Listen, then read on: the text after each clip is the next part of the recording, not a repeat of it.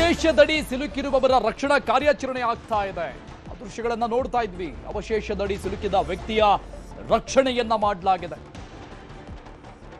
ಸ್ಥಳೀಯರು ಎಸ್ಡಿಆರ್ಎಫ್ ಸಿಬ್ಬಂದಿಯಿಂದ ರಕ್ಷಣಾ ಕಾರ್ಯಾಚರಣೆ ನಡೀತಾ ಇರುವಂತದ್ದು ಸ್ಥಳದಲ್ಲಿ ಅವಶೇಷದ ಅಡಿಯಲ್ಲಿ ಅಂದ್ರೆ ಆ ಮಣ್ಣಿನ ಅಡಿಯಲ್ಲಿ ಸಿಕ್ಕಾಕೊಂಡಿದ್ದಂತ ವ್ಯಕ್ತಿಯನ್ನ ರಕ್ಷಣೆ ಮಾಡಲಾಗಿದೆ. ಇನ್ನೂ ಹುಡುಕಾಡ್ತಾ ಇದ್ದಾರೆ. ಎಲ್ಲೆಲ್ಲಿ ಯಾರು ಸಿಕ್ಕಾಕೊಂಡಿದ್ದಾರೋ ಗೊತ್ತಿಲ್ಲ. ರಕ್ಷಣಾ ಕಾರ್ಯಾಚರಣೆ ನಡೀತಾನೆ ಇದೆ. ಇನ್ನು ಸ್ಥಳೀಯರು ಎಸ್ಡಿಆರ್ಎಫ್ ಸಿಬ್ಬಂದಿಯಿಂದ ರಕ್ಷಣಾ ಕಾರ್ಯಾಚರಣೆ ಮುಂದುವರಿತಾ ಇದೆ. ವೈನಾಡು ಸುರಂಗ ನಿರ್ಮಾಣ ಪ್ರದೇಶದಲ್ಲಿ ನಡೆದಿರುವಂತಹ ಭೂಕುಸಿತ ಇದು. ಕಲ್ಲಾಡಿಯ ಮೀನಾಕ್ಷಿ ಸೇತುವೆಯ ಬಳಿ ಭೂಕುಸಿತ ಸಂಭವಿಸಿದೆ. ಈಗ ಡೀಟೇಲ್ಸ್ ಕೊಡ್ತಾರೆ ನಮ್ಮ ಪ್ರತಿನಿಧಿ ಆಶಿಕ್ ಮುಲ್ಕಿ ಸಂಪರ್ಕದಲ್ಲಿದ್ದಾರೆ. ಆಶಿಕ್, ಈ ಹಿಂದೆ 2024 ಜುಲೈ 30 ಆ ದುರಂತ ನೆನಪು ಮಾಡುವಂತ ರೀತಿಯಲ್ಲಿ ಈ ದೃಶ್ಯ ಕಾಣಿಸ್ತಾ ಇದೆ. ಅದ್ಯಾರು ಮರ್ತಿಲ್ಲ. ಇದಕ್ಕೇನು ಕಾರಣ? ಆಸ್ ಇಟ್ ಈಸ್ ಅಂತ ಅನ್ಸುತ್ತೆ ಅದೇ ಸ್ಥಳ. ಖಂಡಿತ ಅರುಣ್, ಕಳೆದ ಬಾರಿ ಅಂದ್ರೆ 2 ವರ್ಷಗಳ ಹಿಂದೆ ನಡೆದಂತಹ ಒಂದು ದುರಂತ ಏನಿತ್ತು ವಯನಾಡ್ನಲ್ಲಿ, ಸೊ ಅದೇ ಮಾದರಿಯಾಗಿರುವಂತಹ ಒಂದು ಗುಡ್ಡ ಕುಸಿತ ಲ್ಯಾಂಡ್ ಸ್ಲೈಡ್ ಮತ್ತೆ ಅದೇ ಭಾಗದಲ್ಲಿ ಆಗಿರುವಂತದ್ದು. ಕಳೆದ ಬಾರಿ ಆದಂತಹ ಜಾಗದಿಂದ ಎಕ್ಸಾಕ್ಟ್ ಆಗಿ 6 ಕಿಲೋಮೀಟರ್ ದೂರದಲ್ಲಿ ಈ ಒಂದು ಘಟನೆ ಮತ್ತೆ ಮರುಕಳಿಸಿರುವಂತದ್ದು. ಆದ್ರೆ ಈ ಬಾರಿ ಅಲ್ಲಿ ಘಟನೆ ನಡೆಯೋದಕ್ಕೆ ಅಂದ್ರೆ ಯಾವ ಜಾಗದಲ್ಲಿ ನಡೆದಿದೆ ಅಂತಂದ್ರೆ, ಕಳೆದ ಬಾರಿ ಹೆಚ್ಚಿನ ಸಂಖ್ಯೆಯಲ್ಲಿ ರೆಸಾರ್ಟ್ ಮತ್ತು ಜನವಸತಿ ಪ್ರದೇಶದ ಮೇಲೆ ಗುಡ್ಡ ಉರುಳಿ ರಾತ್ರೋರಾತ್ರಿ ಬಿದ್ದಿದ್ರೆ, ಈ ಬಾರಿ ಅಲ್ಲಿನ ರಾಜ್ಯ ಸರ್ಕಾರ ಕೈಗೊಂಡಿರುವಂತಹ ಮಲಪ್ಪುರಂ ಮತ್ತು ವಯನಾಡ್ 2 ಡಿಸ್ಟಿಕ್ಗಳ ಮಧ್ಯೆ ಒಂದು ಸುರಂಗ ಮಾರ್ಗವನ್ನ ಏನ್ ಕೊರಿತಾ ಇದ್ದಾರೆ, ಆ ಒಂದು ಸುರಂಗ ಮಾರ್ಗದ ಕಾಮಗಾರಿ ನಡೆಯುವ ಜಾಗದಲ್ಲಿ ಈ ಒಂದು ದುರಂತ ನಡೆದಿರುವಂತದ್ದು. ಈ ಒಂದು ದುರಂತದಲ್ಲಿ ಈಗಾಗಲೇ 5 ಜನರನ್ನ ರಕ್ಷಣೆಯನ್ನ ಮಾಡಿ ಸ್ಥಳೀಯ ಆಸ್ಪತ್ರೆಗೂ ಕೂಡ ರವಾನಿಸಲಾಗಿದೆ. ಆದ್ರೆ ಇನ್ನೂ 16 ಮಂದಿ ಈ ಒಂದು ಗುಡ್ಡದ ಅಡಿಯಲ್ಲಿ ಅವಶೇಷಗಳ ಅಡಿಯಲ್ಲಿ ಸಿಲುಕಿಕೊಂಡಿರುವಂತ ಸಾಧ್ಯತೆ ಇದೆ. ಸ್ಥಳದಲ್ಲಿ ಎಸ್ಡಿಆರ್ಎಫ್, ಎನ್ಡಿಆರ್ಎಫ್, ಸ್ಥಳೀಯರು ಮತ್ತೆ ಪೊಲೀಸ್ ಸಿಬ್ಬಂದಿಗಳು ಮತ್ತೆ ರ್ಯಾಪಿಡ್ ಆಕ್ಷನ್ ಫೋರ್ಸ್ ಸಿಬ್ಬಂದಿಗಳೆಲ್ಲವೂ ಕೂಡ ಅಲ್ಲಿ ಬೀಡು ಬಿಟ್ಟಿರುವಂತದ್ದು, ರಕ್ಷಣಾ ಕಾರ್ಯವನ್ನು ಕೂಡ ಕೈಗೊಳ್ತಾ ಇರುವಂತದ್ದು. ಎಕ್ಸಾಕ್ಟ್ ಆಗಿ ಹೇಳ್ಬೇಕು ಅಂತಂದ್ರೆ, ಆ ಒಂದು ಮೇಪಡಿಯಿಂದ ಕಳೆದ ಬಾರಿ ಘಟನೆ ನಡೆದಂತ ಜಾಗದಿಂದ 6 ಕಿಲೋಮೀಟರ್ ದೂರದಲ್ಲಿರುವಂತಹ ಕಲ್ಲಡಿ ಅನ್ನುವಂತ ಒಂದು ಜಾಗದ ಮೀನಾಕ್ಷಿ ಬ್ರಿಡ್ಜ್ ಬಳಿ ಒಂದು ಘಟನೆ ನಡೆದಿರುವಂತದ್ದು. ಅಲ್ಲಿ ಮೀನಾಕ್ಷಿ ಬ್ರಿಡ್ಜ್ ಬಳಿ ಸುರಂಗ ಕೊರೆಯುವಂತ ಕೆಲಸ ಕಾರ್ಯಗಳು, ಕಾಮಗಾರಿಗಳು ಚಾಲ್ತಿಯಲ್ಲಿದ್ವು. ಆ ವಯನಾಡ್ ಮತ್ತೆ ಮಲಪ್ಪುರಂ ಡಿಸ್ಟಿಕ್ 2 ಡಿಸ್ಟಿಕ್ಗಳ ನಡುವೆ ಸಂಪರ್ಕವನ್ನು ಕಲ್ಪಿಸುವಂತ 38 ಕಿಲೋಮೀಟರ್ ಉದ್ದದ ರಾಷ್ಟ್ರೀಯ ಹೆದ್ದಾರಿ ಏನಿದೆ, ಆ ವ್ಯಾಪ್ತಿಯಲ್ಲಿ ಹೆಚ್ಚು ಕಮ್ಮಿ 21 ಕಿಲೋಮೀಟರ್ ಉದ್ದದ ಸುರಂಗ ಮಾರ್ಗ. ಸೊ ಆ ಸುರಂಗ ಮಾರ್ಗದ ಕಲ್ಲಡಿ ಅನ್ನುವಂತ ಜಾಗ, ಹಾದು ಹೋಗುವಂತ ಜಾಗದಲ್ಲಿ ಈ ಒಂದು ಘಟನೆ ನಡೆದಿರುವಂತದ್ದು.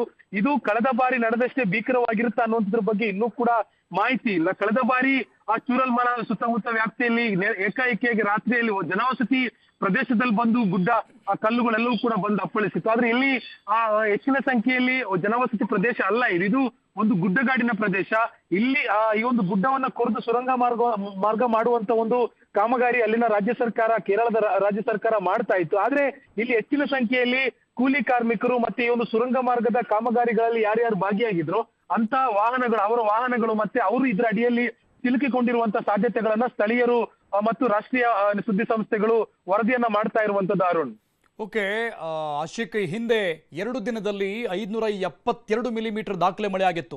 ಆಗ 2024ರಲ್ಲಿ ಆದಂತ ದುರಂತದ ಸಂದರ್ಭದಲ್ಲಿ. ಈಗ ಒಂದೇ ದಿನದಲ್ಲಿ 226 ಮಿಲಿಮೀಟರ್ ಮಳೆ ಆಗಿದೆ ಕೇರಳದಲ್ಲಿ. ಇದು ಇನ್ನೂ ಕೂಡ ಮಳೆ ಸುರಿತಾನೆ ಇದೆ. ಸೊ ಇದು ಮಳೆ ಮಟ್ಟ ಇನ್ನೂ ಜಾಸ್ತಿ ಆಗಬಹುದು, ಈ ದುರಂತ ಇನ್ನಷ್ಟು ಹೆಚ್ಚಾಗಬಹುದಾ ಅಂತ? ಖಂಡಿತ ಅರುಣ್, ಅಂದ್ರೆ ಕೇರಳದಲ್ಲಿ ಈ ಬಾರಿ ಮುಂಗಾರು ಪ್ರವೇಶ ಎಂದಿನಂತೆ ಕಂಡಿತ್ತು. ಆದ್ರೆ ನಮಗೆ ಕೇರಳದಲ್ಲಿ ಕಂಡಿದ್ರು ನಮ್ಮ ಕರ್ನಾಟಕಕ್ಕೆ ತಡವಾಗಿ ಈಗ ಒಂದು ವಾರದಿಂದ ರಾಜ್ಯದಲ್ಲಿ ಮುಂಗಾರು ಪ್ರವೇಶ ಕಾಣ್ತಾ ಇರುವಂತದ್ದು. ಆದ್ರೆ ಕೇರಳದ ಮಟ್ಟಿಗೆ ಸ್ವಲ್ಪ ಮಳೆಯಾದ್ರೂ ಕೂಡ ಅದನ್ನ ತಡೆದುಕೊಳ್ಳುವಂತ ಶಕ್ತಿ ಈ ಭಾಗದ ಅಂದ್ರೆ ಪಶ್ಚಿಮ ಘಟ್ಟದ ಮೇಲ್ಭಾಗದಲ್ಲಿರುವಂತ ಭೂ ಪ್ರದೇಶಗಳಿಗೆ ಇಲ್ಲ ಅನ್ನುವಂಥದ್ದು ಕಳೆದ ಬಾರಿಯೇ ಅಲ್ಲಿನ ರಾಜ್ಯ ಸರ್ಕಾರ ಆ ಒಂದು ಮೇಪಡಿ ಮತ್ತು ಚೂರಲ್ಮಲ ಗುಡ್ಡಕ್ಕೂ ಆದಂತಹ ಸಂದರ್ಭದಲ್ಲಿ ಅದನ್ನ ಬಹಿರಂಗವಾಗಿ ಒಪ್ಕೊಂಡಿತ್ತು. ಇದಕ್ಕೆ ಮುಖ್ಯ ಕಾರಣವಾಗಿ ಅಲ್ಲಿನ ಸರ್ಕಾರ ಹೇಳ್ತಾ ಇರುವಂತದ್ದು, ಈ ಭಾಗದಲ್ಲಿ ಅತ್ಯಂತ ಹೆಚ್ಚಿನ ಸಂಖ್ಯೆಯಲ್ಲಿ ಕಾಡುಗಳನ್ನ ನಾಶ ಮಾಡಲಾಗಿದೆ ಮತ್ತು ಇಲ್ಲಿ ಅಭಿವೃದ್ಧಿ ಅಂದ್ರೆ ಕೆಲವೊಂದು ಹೋಮ್ ಸ್ಟೇಗಳಿರ್ಬೋದು, ರೆಸಾರ್ಟ್ಗಳಿರ್ಬೋದು, ಅಂದ್ರೆ ವಾಣಿಜ್ಯೋದ್ಯಮವನ್ನ ಬೆಳೆಸುವಂತ ನಿಟ್ಟಿನಲ್ಲಿ ಹೆಚ್ಚಿನ ಕೆಲಸಗಳು ಈ ಭಾಗದಲ್ಲಾಗಿದೆ. ಹೀಗಾಗಿ ಅಲ್ಲಿನ ಭೂಸತ್ವ ಸಂಪೂರ್ಣವಾಗಿ ಕುಗ್ಗಿರುವಂತದ್ದು. ಇದನ್ನ ರಿಸ್ಟೋರ್ ಮಾಡ್ಬೇಕು ಅಂತಂದ್ರೆ ಬಹಳಷ್ಟು ವರ್ಷಗಳ ಕಾಲ ಇಲ್ಲಿ ಭೂಮಿಯನ್ನ ಮತ್ತು ಕಾಡುಗಳನ್ನ, ಈ ಬೆಟ್ಟ ಗುಡ್ಡಗಳನ್ನ ಸಂರಕ್ಷಣೆ ಮಾಡುವಂತ ಅಗತ್ಯ ಇದೆ. ಆದ್ರೆ ಈಗಾಗಲೇ ಕಳೆದ ಬಾರಿ ನಡೆದಿರುವಂತ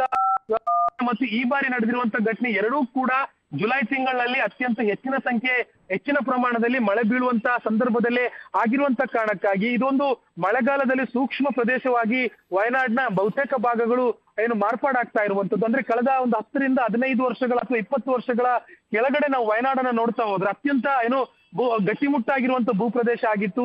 ಅಲ್ಲಿನ ವಾಣಿಜ್ಯೋದ್ಯಮ ಇಷ್ಟೊಂದು ದೊಡ್ಡ ಮಟ್ಟದಲ್ಲಿ ಬೆಳೆದಿರ್ಲಿಲ್ಲ. ಅಂದ್ರೆ ಅಲ್ಲಿ ಭೂಮಿಯ ಒಳಗಡೆ ಆಶಿಕ್ ಮತ್ತಷ್ಟು ಮಾಹಿತಿ ಪಡಿತೀನಿ ನಿಮ್ಮಿಂದ.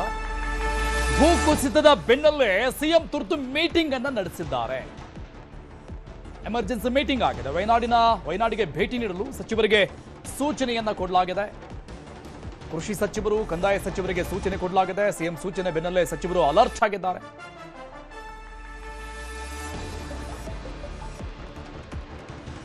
ಸಿಎಂ ಸೂಚನೆ ಕೊಟ್ಟ ಬೆನ್ನಲ್ಲೇ ಎಲ್ಲ ಸಚಿವರು ಅಲರ್ಟ್ ಆಗಿ ರಕ್ಷಣಾ ಕಾರ್ಯಾಚರಣೆ ಕುರಿತಂತೆ ಅನೇಕ ಮಾಹಿತಿಗಳನ್ನ ಈಗ ಪಡೆದುಕೊಳ್ತಾ ಇದ್ದಾರೆ.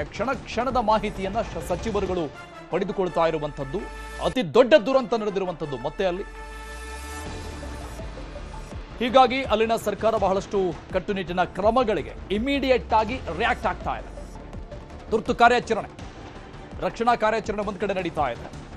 ಇನ್ನೊಂದೆಷ್ಟು ಜನ ಸಿಕ್ಕಾಕೊಂಡಿದ್ದಾರೋ ಗೊತ್ತಿಲ್ಲ ಮಣ್ಣಿನ ಅಡಿಯಲ್ಲಿ. ಹಾಗಾಗಿ ಕ್ಷಣದ ಮಾಹಿತಿಗಳನ್ನ ಸಚಿವರು ಪಡೆದುಕೊಳ್ತಾ ಇದ್ದಾರೆ. ಸಿಎಂ ಸೂಚನೆ ಕೊಟ್ಟಂತಹ ಬೆನ್ನಲ್ಲೇ ಎಮರ್ಜೆನ್ಸಿ ಮೀಟಿಂಗ್ ಕೂಡ ಆಗಿದೆ. ಈಗ ಇದು ಎಕ್ಸ್ಕ್ಲೂಸಿವ್ ದೃಶ್ಯ ನೋಡ್ತಾ ಇದ್ದೀವಿ. ಯಾವ ಪ್ರಮಾಣದಲ್ಲಿ ಹೋರ್ಗರಿತಾ ಬರ್ತಾ ಇರುವಂತಹ ಆ ಕೆಸರು ಮಿಶ್ರಿತ ನೀರು, ಆ ಕೆಸರು ಒಮ್ಮೆಲೆ ಯಾವ ರೀತಿ ಚಿಮ್ಮುತ್ತೆ ನೋಡಿ.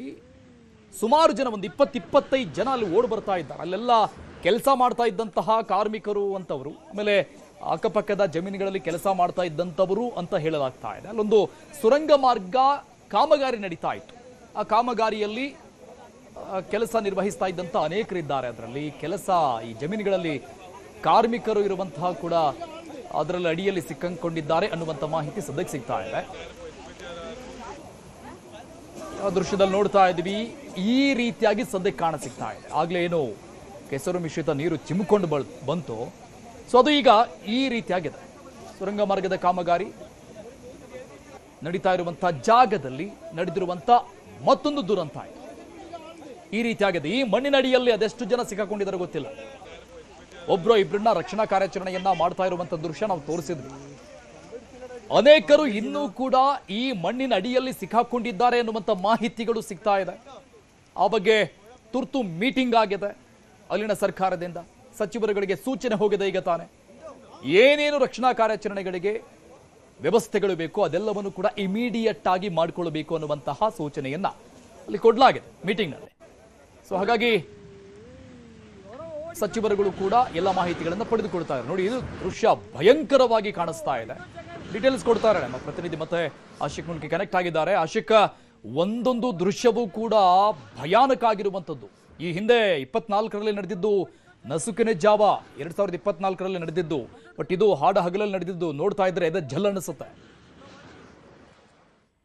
ಖಂಡಿತ ಕಳೆದ ಬಾರಿ ನಡೆದಿದ್ದೇ ಬಹಳ ಘನಘೋರವಾಗಿರುವಂತ ದೃಶ್ಯಗಳನ್ನ ನಮ್ಮೆಲ್ಲರ ಮುಂದೆ ತೆರೆದಿಟ್ಟಿತ್ತು. ನ್ಯೂಸ್ 18 ಕೂಡ ಸ್ಥಳದಲ್ಲೇ ಹೋಗಿ ಆ ಭೀಕರತೆಯನ್ನ, ಅಲ್ಲಿನ ಜನರ ಸಾವು ನೋವುಗಳನ್ನ ಬಿಚ್ಚಿಡುವಂತ ಕೆಲಸವನ್ನ ಮಾಡಿತ್ತು. ಈ ಬಾರಿಯೂ ಕೂಡ ಅದಕ್ಕೆ ಹೆಚ್ಚು ಕಮ್ಮಿ ಹೋಲುವಂತ ಘಟನೆ ನಡೆದಿರುವಂತದ್ದು ಬಹಳ ದುರದೃಷ್ಟಕರ. ಈ ಭಾಗದಲ್ಲಿ ಆ ಒಂದು ವೆಸ್ಟರ್ನ್ ಘಾಟ್ ನ ಒಂದು ಸ್ಲೋಪ್ ಶುರುವಾಗುವಂತ ಜಾಗ ಅದು. ನಾವು ಈ ಪಶ್ಚಿಮ ಘಟ್ಟದ ಒಂದು ಡಯಾಗ್ರಾಮ್ ತೆಗೆದು ನೋಡಿದ್ರೆ ನಮ್ಗೆ ಗುಜರಾತ್ ನಿಂದ ಶುರುವಾಗಿ ನಂತರ ಅದು ಕೇರಳದ ಪಾಲಕ್ಕಾಡ್ ಬಳಿ ಬಂದು ಅದೊಂದು ಸ್ವಲ್ಪ ಸ್ಲೋಪ್ ತೆಗೆದುಕೊಂಡು ನಂತರ ಅದು ಪೂರ್ವ ಘಟ್ಟವಾಗಿ ತಿರುವು ಪಡೆಯುವಂತ ಜಾಗ. ಅಂದ್ರೆ ಇಲ್ಲಿ ನಮಗೆ ನಮ್ಮ ಚಿಕ್ಕಮಗಳೂರು, ಶಿವಮೊಗ್ಗ, ಚಿಕ್ಕಮಗಳೂರು ಮತ್ತು ನಮ್ಮ ಮಡಿಕೇರಿ ಭಾಗದಿಂದನೇ ಅದರ ಸ್ಲೋಪ್ ಶುರುವಾಗುತ್ತೆ. ಇದೇ ಕಾರಣಕ್ಕೆ ಕಳೆದ ಕೆಲವು ವರ್ಷಗಳಿಂದ ಮಡಿಕೇರಿಯಲ್ಲೂ ಕೂಡ ಇದೇ ರೀತಿಯಾಗಿರುವಂತ ಗುಡ್ಡ ಕುಸಿತ ಅಲ್ಲೂ ಕೂಡ ಸಾಕಷ್ಟು ದುರಂತಗಳು ಸಂಭವಿಸಿತ್ತು. ಅದಾದ್ಮೇಲೆ ವಯನಾಡ್ನಲ್ಲಿ 2020 ಆಯ್ತು. ಅಂತಂದ್ರೆ ಇಲ್ಲಿ ಪಶ್ಚಿಮ ಘಟ್ಟ ಇಳಿಜಾರು ಕಾಣುವಂತ ಜಾಗದಲ್ಲೇ ಪದೇ ಪದೇ ಈ ರೀತಿಯಾಗಿರುವಂತ ಘಟನೆಗಳು ಮರುಕಳಿಸ್ತಾ ಇರುವಂತದ್ದು ಸಾಕಷ್ಟು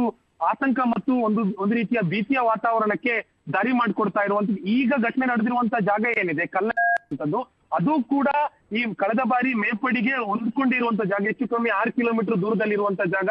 ಅಲ್ಲಿಂದ ನೇರವಾಗಿ ಸ್ಲೋಪ್ ಶುರುವಾಗಿ ನಂತರ ಅದು ಪಾಲಕ್ಕಾಡ್ ಗ್ಯಾಪ್ಗೆ ಬಂದಿಳಿತಾ ಇರುವಂತದ್ದು. ಪಾಲಕ್ಕಾಡ್ ಗ್ಯಾಪ್ ನಿಂದ ನಂತರ ಅದು ಪೂರ್ವ ಘಟ್ಟವಾಗಿ ಪಶ್ಚಿಮ ಘಟ್ಟ ತಿರುವನ್ನ ಪಡೆದುಕೊಂಡು ನಂತರ ಅಂದ್ರೆ ಇಲ್ಲಿನ ದಕ್ಷಿಣ ಭಾಗಕ್ಕೆ ಆ ಪಶ್ಚಿಮ ಘಟ್ಟ ತಿರುವನ್ನ ಕಾಣುವಂಥದ್ದು. ಸೊ ಈ ಭಾಗ ಅತ್ಯಂತ ಸೂಕ್ಷ್ಮವಾಗಿರುವಂತ ಜಾಗ ಅಂತ ಪದೇ ಪದೇ ನಿಸರ್ಗನೇ ನಮ್ಗೆ ಒಂದು ಮಾಹಿತಿಯನ್ನು, ಒಂದು ಸಂದೇಶವನ್ನ ಕೊಡ್ತಾ ಇದೆ. ಹೀಗಾಗಿ ಅದನ್ನ ಉಳಿಸ್ಕೊಳ್ಳುವಂತ ನಿಟ್ಟಿನಲ್ಲಿ ಕೇರಳ ಇರ್ಬೋದು ಅಥವಾ ಕರ್ನಾಟಕ ಇರ್ಬೋದು ಅಥವಾ ಉಳಿದಿರುವಂತ ಯಾವುದೇ ರಾಜ್ಯಗಳಿರ್ಬೋದು, ಅದನ್ನು ಉಳಿಸ್ಕೊಳ್ಳುವಂತ ನಿಟ್ಟಿನಲ್ಲಿ ನಾವು ಯಾವ ರೀತಿಯಾಗಿರುವಂತ ಏನು ಕ್ರಮ ಈಗಿಂದೀಗಲೇ ತಗೊಂಡ್ರೆ ಮುಂದೆ ಒಂದು 5 ವರ್ಷಕ್ಕೋ 10 ವರ್ಷಕ್ಕೋ ಇಂತಹ ಘಟನೆಗಳನ್ನ, ಇಂತಹ ದುರಂತಗಳನ್ನ ನಾವು ತಡೆ ಹಿಡಿಯೋದಕ್ಕೆ ಸಾಧ್ಯ ಆಗುತ್ತೆ. ಅದರ ಹೊರತಾಗಿ ನಾವು ವಾಣಿಜ್ಯೋದ್ಯಮಗಳನ್ನ ಮತ್ತೆ ಮತ್ತೆ ಅಲ್ಲಿ ಅಭಿವೃದ್ಧಿ ಹೆಸರಿನಲ್ಲಿ ಅಥವಾ ಏನು ಆರ್ಥಿಕ ನೆಲೆಗಟ್ಟನ್ನ ಹೆಚ್ಚಳ ಮಾಡುವಂತೆ ಪಾಯಿಂಟ್ ಆಫ್ ವ್ಯೂ ದೃಷ್ಟಿಕೋನದಲ್ಲಿ ನಾವು ಅದನ್ನ ಇಂಪೋಸ್ ಮಾಡ್ತಾ ಹೋದ್ರೆ, ಏರಿಕೆ ಮಾಡ್ತಾ ಹೋದ್ರೆ ಇದೇ ರೀತಿಯಾಗಿರುವಂತ ಘಟನೆಗಳು ಮತ್ತೆ ಮತ್ತೆ ಮರುಕಳಿಸುವಂತ ಸಾಧ್ಯತೆಗಳು ಜಾಸ್ತಿ. ಈಗ ಅಲ್ಲಿನ ಸರ್ಕಾರ ಕೈಗೊಂಡಿರುವಂತ ಒಂದು ಸುರಂಗ ಮಾರ್ಗ ಏನಿದೆ, ಇದಕ್ಕೆ ಇದೇ ಸರ್ಕಾರ ಅಂದ್ರೆ ಈಗಿನ ಕೇರಳದ ಮುಖ್ಯಮಂತ್ರಿ ಆಗಿರುವಂತ ವಿ.ಡಿ. ಸತೀಶನ್ ಅವರು ವಿರೋಧ ಪಕ್ಷದಲ್ಲಿ ಕೂತಂತ ಸಂದರ್ಭದಲ್ಲಿ ಇದನ್ನ ಬಹಳ ದೊಡ್ಡ ಮಟ್ಟದಲ್ಲಿ ವಿರೋಧವನ್ನ ವ್ಯಕ್ತಪಡಿಸಿದ್ರು. ಚೂರಲ್ಮಲ, ಮೇಪಾಡಿ 2024ರಲ್ಲಿ ದುರಂತ ಸಂಭವಿಸಿದಾಗ್ಲೂ ಕೂಡ ಅವರು ಸ್ಥಳಕ್ಕೆ ಬಂದು ಇದನ್ನ ಸೂಕ್ಷ್ಮ ಪ್ರದೇಶ ಅನ್ನುವಂತ ಘೋಷಣೆಯನ್ನು ಕೂಡ ಮಾಡೋದಕ್ಕೆ ಅವರು ವಿರೋಧ ಪಕ್ಷದಲ್ಲಿ ಕೂತು ಒತ್ತಾಯವನ್ನು ಮಾಡಿದ್ರು. ಈಗ ಅವರು ಆ ರಾಜ್ಯದ ಕೇರಳದ ಮುಖ್ಯಮಂತ್ರಿ ಆಗಿದ್ದಾರೆ. ಈಗ ಅವರ ಕಾರ್ಯವೈಖರಿ ಹೇಗಿರುತ್ತೆ ಅನ್ನುವಂಥದ್ದು ಬಹಳ ಕುತೂಹಲಕಾರಿ ಮತ್ತು ಅಲ್ಲಿನ ಜನರು ಎದುರು ನೋಡ್ತಾ ಇರುವಂತದ್ದು. ಅಂದ್ರೆ ಒಟ್ಟಾರೆ ಈ ಒಂದು ಘಟನೆ ಪದೇ ಪದೇ ಒಂದೇ ಭಾಗದಲ್ಲಿ ನಡೀತಾ ಇದೆ ಅಂತಂದ್ರೆ ಮತ್ತಷ್ಟು ಆತಂಕ, ಮುಂದಿನ ದಿನಗಳಲ್ಲಿ ಮತ್ತಷ್ಟು ಇದೇ ರೀತಿಯಾಗಿರುವಂತ ಭೀಕರವಾಗಿರುವಂತ ಘಟನೆಗಳ ಸಾಧ್ಯತೆಗಳನ್ನ ನಾವು ತಳ್ಳಿ ಹಾಕುವ ಹಾಗಿಲ್ಲ ಅರುಣ್. ಆಶಿಕ್, ಈಗ ಹಿಂದೆ 74ರಲ್ಲಿ ಇಲ್ಲಿ ಭೂಕುಸಿತ ಆದ್ಮೇಲೆ ಒಂದು ಸರ್ವೆ ಆಗುತ್ತೆ. ಭೂಕುಸಿತ ಮತ್ತು ನೈಸರ್ಗಿಕ ವಿಕೋಪಗಳ ಕುರಿತಾಗಿ ಒಂದು ಸರ್ವೆ ನಡೆಸಲಾಗುತ್ತೆ. ಅದರಲ್ಲಿ ಭಾರತದ ಶೇಕಡ 4.3ರಷ್ಟು ಭೂಭಾಗ ಕುಸಿತದ ಭೀತಿಯನ್ನ ಎದುರಿಸ್ತಾ ಇದೆ ಅನ್ನುವಂಥ ವಿಚಾರವನ್ನ ವಿಜ್ಞಾನಿಗಳು ತಿಳಿಸ್ತಾರೆ. ಸೊ ಹಾಗಾಗಿ ಇಲ್ಲಿ ಮತ್ತೆ ಭೂಕುಸಿತ ಆಗಿರುವಂಥದ್ದು ಅಥವಾ ಕಾಮಗಾರಿಗಾಗಿ ಅಗೆದಿರುವಂತ ಮಣ್ಣನ್ನ ಹಾಕಿರುವಂತ ಮಣ್ಣು ಈಗ ಈ ರೀತಿಯಾಗಿ ಸ್ಲೈಡ್ ಆಗಿ ಬಂದಿರೋದಂತ ಅನ್ಸುತ್ತಾ ಅರುಣ್? ಅಂದ್ರೆ ನಾವು ಇದರ ಬೇಸಿಕ್ ಐಡಿಯಾವನ್ನ ತಿಳ್ಕೊಂಡ್ರೆ ಇದು ಯಾಕೆ ಆಗುತ್ತೆ ಅಂತ ನಮ್ಗೆಲ್ರಿಗೂ ಕೂಡ ಬಹಳ ಈಸಿಯಾಗಿ ಅರ್ಥ ಆಗುತ್ತೆ. ಮೊದಲನೇದಾಗಿ ಪ್ರಮುಖ ವಿಚಾರ ಏನು ಅಂತಂದ್ರೆ ಇಲ್ಲಿರುವಂತ ಭೂಸತ್ವ, ಮಣ್ಣು ತನ್ನ ಸತ್ವವನ್ನ ಕಳೆದುಕೊಂಡು ಪ್ರತಿ ದಿನದಿಂದ ದಿನಕ್ಕೆ ಕಳೆದುಕೊಳ್ತಾ ಇದೆ ಬಹಳ ಸತ್ಯ. ನಾನು ಈಗಾಗ್ಲೇ ಹೇಳಿದಾಗೆ ಪಶ್ಚಿಮ ಘಟ್ಟದ ಇಳಿಜಾರು ಶುರುವಾಗುವಂತದ್ದೇ ನಮ್ಮ ರಾಜ್ಯದ ಶಿವಮೊಗ್ಗ, ಚಿಕ್ಕಮಗಳೂರು, ಮಡಿಕೇರಿ ಭಾಗದಿಂದ. ಇದು ಇಲ್ಲಿಂದ ಶುರುವಾಗಿ ಕೇರಳವನ್ನ ದಾಟ್ಕೊಂಡು ಕೇರಳದ ವಯನಾಡು, ಇಡುಕಿ ಈ ಭಾಗವನ್ನ ದಾಟಿಕೊಂಡು ನೇರವಾಗಿ ಪಾಲಕ್ಕಾಡ್ಗೆ ಹೋಗಿ ಸಂಪೂರ್ಣವಾಗಿ ಇಳಿಜಾರಾಗುವಂಥದ್ದು. ಸೊ ಈ ಪ್ರದೇಶ ಅತ್ಯಂತ ಸೂಕ್ಷ್ಮವಾಗಿರುವಂತ ಪ್ರದೇಶ ಅನ್ನುವಂಥದ್ದನ್ನ ಈಗಾಗ್ಲೇ ಘೋಷಣೆಯನ್ನು ಕೂಡ ಮಾಡಿದರೆ ಇಲ್ಲಿ ಅಭಿವೃದ್ಧಿ ಕಾರ್ಯಗಳನ್ನ ಮತ್ತೆ ಕಮರ್ಷಿಯಲ್ ಆಕ್ಟಿವಿಟಿಗಳನ್ನ ಅತ್ಯಂತ ಕಡಿಮೆ ಮಾಡಬೇಕು ಅನ್ನುವಂತ ವರದಿಗಳು ಕೂಡ ಹಿಂದೆನೆ ಬಂದಿದೆ. ಆದ್ರೆ ಅದೆಲ್ಲವನ್ನು ಕೂಡ ಕಸದ ಬುಟ್ಟಿಗೆ ಹಾಕಿ ಈ ರೀತಿಯಾಗಿರುವಂತ ಅಭಿವೃದ್ಧಿ ಕಾರ್ಯಗಳನ್ನ ಎಲ್ಲಾ ಸರ್ಕಾರಗಳು ಬಂದು ಮಾಡ್ತಾ ಇರುವಂತದ್ದು. ಈಗ ಮೇಲಿಂದ ಅಂದ್ರೆ ಒಂದು ಬೆಟ್ಟದ ತುದಿಯಿಂದ ಮಣ್ಣು ಕುಸಿತ ಆಗ್ತಾ ಬರ್ತಿರುವಾಗ ಅದನ್ನ ತಡೆಗಟ್ಟುವುದಕ್ಕೆ ಯಾರಿಂದಲೂ ಕೂಡ ಸಾಧ್ಯ ಆಗಲ್ಲ. ಕೆಳಗಡೆ ಅದು ಇಲ್ಲೇ ಕುಸಿಬೇಕು ಅಂದ್ರೆ ತಳಭಾಗದಲ್ಲಿ ಕುಸಿಬೇಕಂತ ಏನೂ ಇಲ್ಲ. ಬೆಟ್ಟದ ಮೇಲ್ಭಾಗದಲ್ಲಿ ಒಂದು ಕಡೆಯಿಂದ ಒಂದು ಅಲ್ಪ ಪ್ರಮಾಣದಲ್ಲಾದ್ರೂ ಮಣ್ಣು ಕುಸಿದ್ರೆ ಅದು ಉರುಳ್ಕೊಂಡು ಬರುವಂತ ಡಯಾಗ್ರಾಮ್ ಸ್ಪೀಡ್ ಏನಿದೆ ಆ ಸ್ಪೀಡ್ಗೆ ಅದನ್ನ ಸಂಪೂರ್ಣವಾಗಿ ಕೆಳಗಡೆ ಇರುವಂತ ಜನರಿರ್ಬೋದು ಅಥವಾ ಒಂದು ಊರು ಇರ್ಬೋದು ಅಥವಾ ಕಾಡುಗಳಿರ್ಬೋದು, ಕಲ್ಲು ಮಣ್ಣು ಬಂಡೆಗಳಿರ್ಬೋದು ಅಥವಾ ವಾಹನಗಳಿರ್ಬೋದು, ಯಾವುದಕ್ಕೂ ಕೂಡ ಅದನ್ನ ತಡೆಗಟ್ಟುವಂತ ತಾಕತ್ತು ಅಥವಾ ಶಕ್ತಿ ಇರೋದಿಲ್ಲ. ಅಷ್ಟು ಫೋರ್ಸ್ ಆಗಿ ಮೇಲ್ಗಡೆಯಿಂದ ಇದನ್ನ ನಾವು ಯಾವ ರೀತಿಯಾಗಿ ಅರ್ಥ